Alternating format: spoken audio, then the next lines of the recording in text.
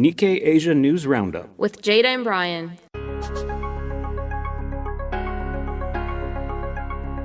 Welcome to the Nikkei Asia News Roundup with your hosts, Jada and Brian. bringing you the latest updates and insights on the dynamic world of Asia and more. Now let's delve into the headlines. This program is brought to you by Nikkei.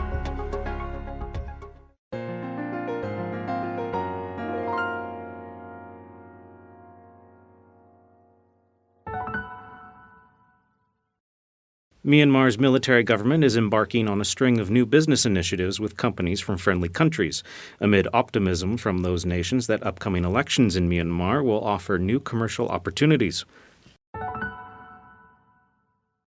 As the U.S. government's tariff policy shakes the global trading system, Thailand should join the Comprehensive and Progressive Agreement for Trans-Pacific Partnership, or CPTPP, to benefit from cooperation with other economies. The senior chairman of one of Southeast Asia's biggest conglomerates said, The success of blind box marketing in China is spurring businesses beyond toys and goods to offer services in a similar and unpredictable way, as consumers seek a sense of excitement and anticipation when dining and traveling. Indonesia and Saudi Arabia this month announced $27 billion worth of deals and preliminary agreements, covering sectors including clean energy and petrochemicals.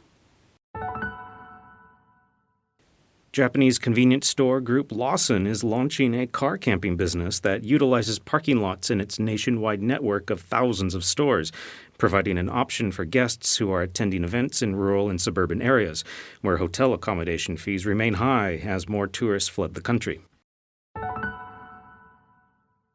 V-Green, the company that runs charging stations for VinFast's electric cars and bikes, aims to expand its network in its home market of Vietnam more than sixfold to 1 million ports in 3 years, having recently expanded its presence in Indonesia and the Philippines. Now moving on to the next segment.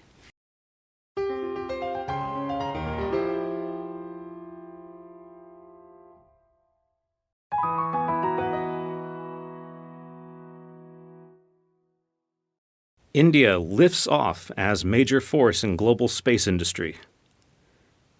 India is emerging as a major force in the global space industry, propelled by the rapid expansion of its private sector.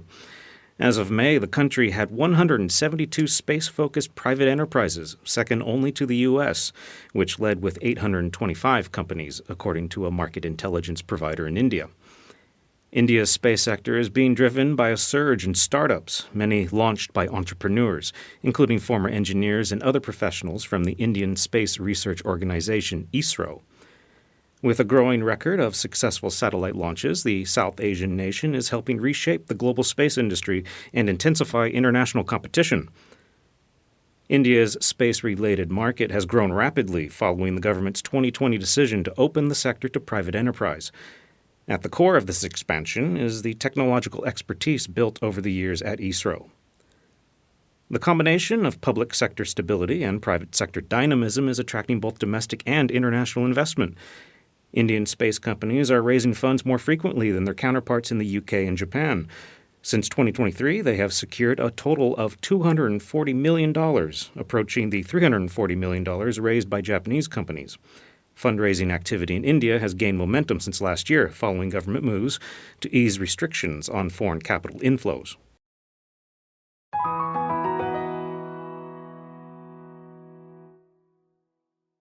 Enter the Dragon, when science catches up with folklore. Here be dragons was a poetic turn of phrase used by cartographers in the past to indicate terra incognita. But it was unwittingly accurate on one 16th century map of what is now Indonesia. Though the area in question was unexplored by Europeans at the time, it was already well traveled by local people, who had long known it as Nusa Nipa, or Dragon Island.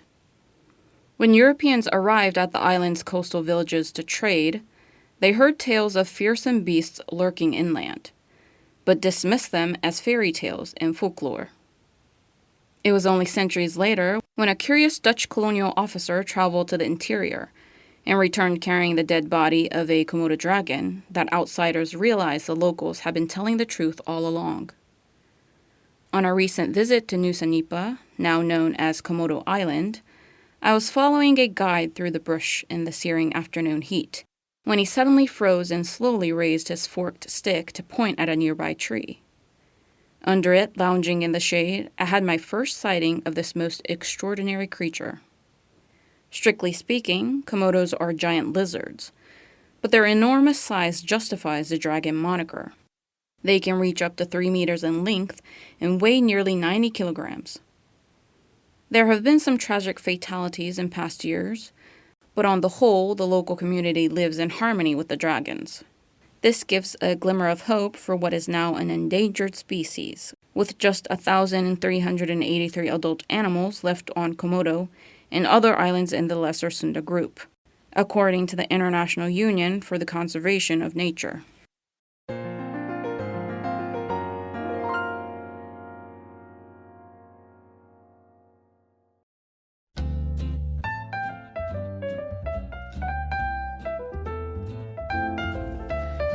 And now for news highlights. In this episode, Jada and I have a discussion about a recent article that has particularly captured our attention. And today we are going to talk about Japan's rice price shock. This is a thing that's been going on for a while now in Japan, or has been leading headlines in Japan. Yeah. And that is rice this year is at its most expensive in 30 years. Mm-hmm. There's a chart in the story that shows around like 2020, 22, for 60 kilograms in yen, it's about 20,000 yen. And now, 15,000 yen. And now it's to 25,000 yen. So that's, double.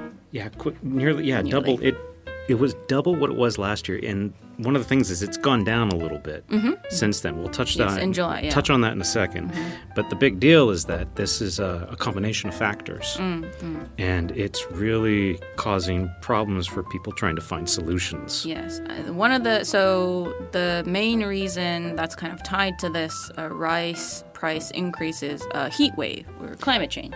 Yes, and 2023 was the hottest summer on record in Japan, and that affected crops. At the time, yeah. Yeah, and then 2024 beat that. Yeah. So 2 years in a row of that. And judging from my walk to the radio studio today, maybe we were up for a third. Yeah, it sure is getting hotter, it seems. And this story also touches on the future outlook. So there's a list of just issues that Japan has to tackle and the government has to tackle. And we're seeing, because rice is really a staple food for the Japanese people, obviously it's a main news headline nowadays, but it's also in the news because we're approaching an election, upper house election.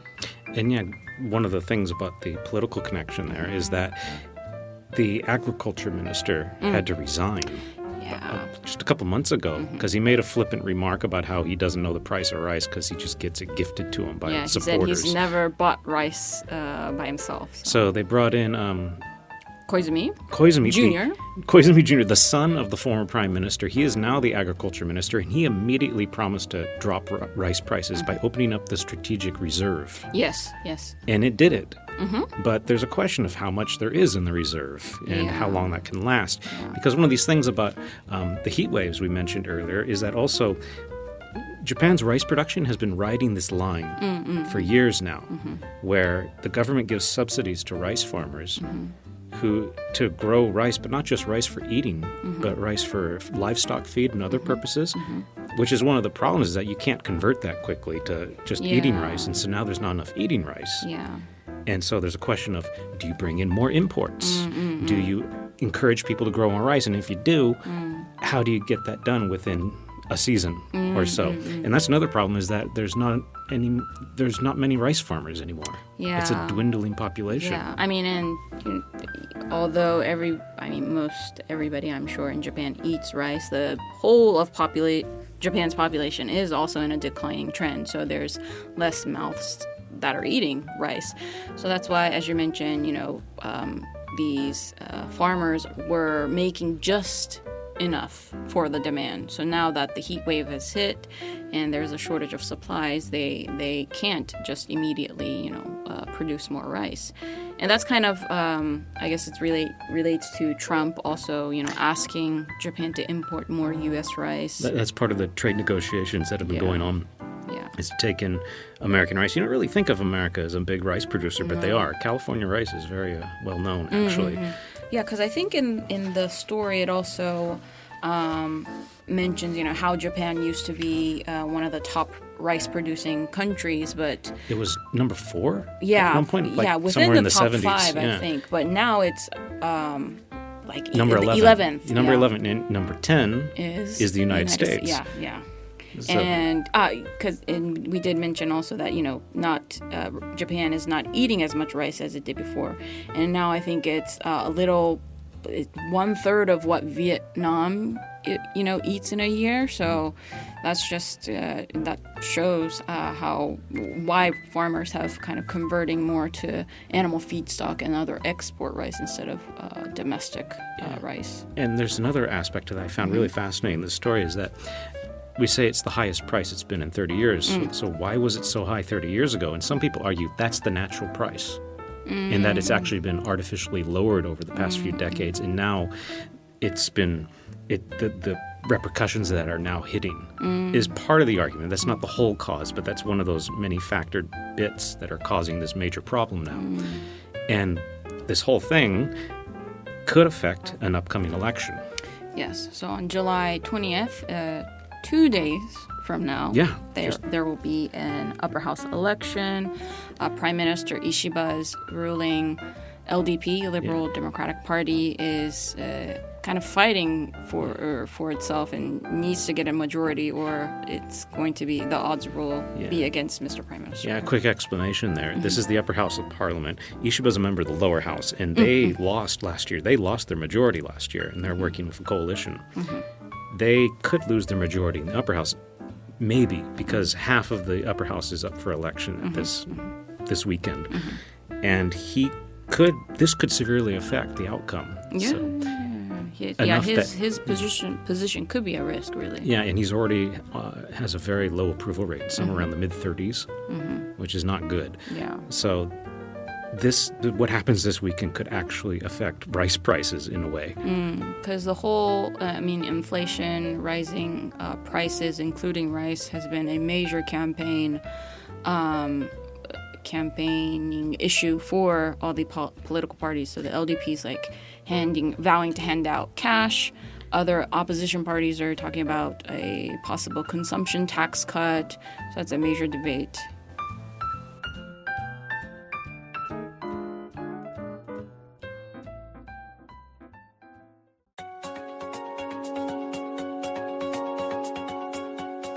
And that brings us to the close of today's episode. We look forward to having you join up again for the next edition of the Nikkei Asia News Roundup. Stay informed, stay curious. Until next time, I'm Jada. And I'm Brian. See you again, and take care. This program is brought to you by Nikkei.